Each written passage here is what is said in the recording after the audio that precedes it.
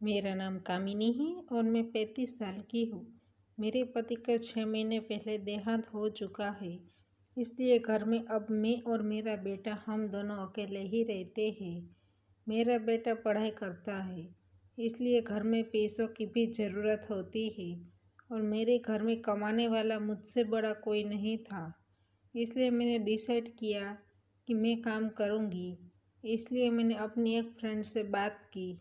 उसने मुझे कहा कि एक जॉब है, लेकिन उसका मालिक काफ़ी आनंदी और मजाक मस्ती करने वाला है, इसलिए तुमको उनका मनोरंजन करना पड़ेगा और उसको आनंद देना पड़ेगा।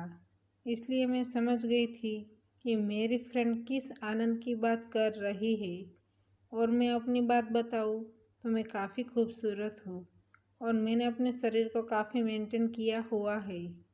मेरे पति के देहांत के बाद इस दुनिया में मैं अकेली पड़ गई थी, इसलिए मुझे भी मनोरंजन की ज़रूरत थी। इसलिए मैंने हाँ कह दिया। मेरी फ्रेंड ने उस मालिक से बात की और दोपहर को मुझे फ़ोन आया और बोलने लगी कि मालिक ने तुझे जॉब देने के लिए उसके घर पर बुलाया है। मैंने उसको पूछा किस चीज़ की जॉब है और मुझे क्या करना है, तो उसने मुझे कहा जो एड्रेस दिया है उस पर जाओ, वहाँ तुमको सब कुछ समझा देंगी।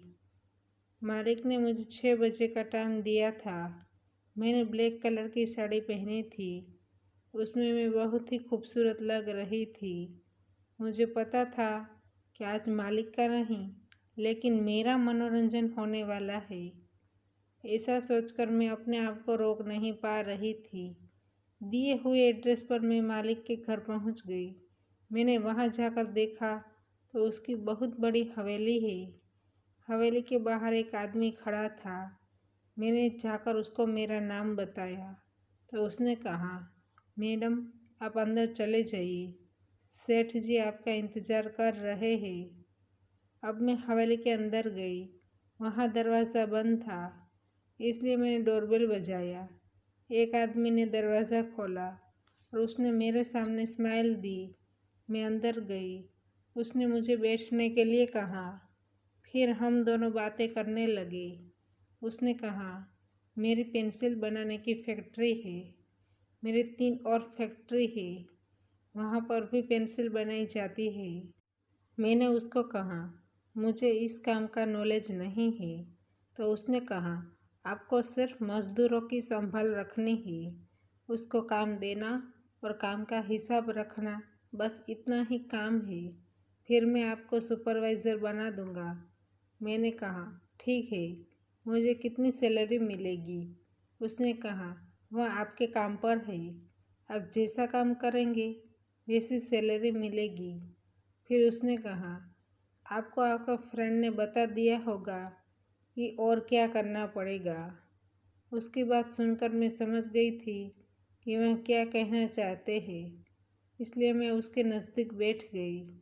फिर उसने मेरे साथ ज़ोरदार क्रिकेट मैच खेला। अब तो मैं उसके वहाँ रोज़ ही जॉब पर जाती हूँ, इसलिए मेरा रोज़ ही मनोरंजन हो जाता है। तो दोस्तों, हमारी कहानी यहीं पर समाप्त होती है।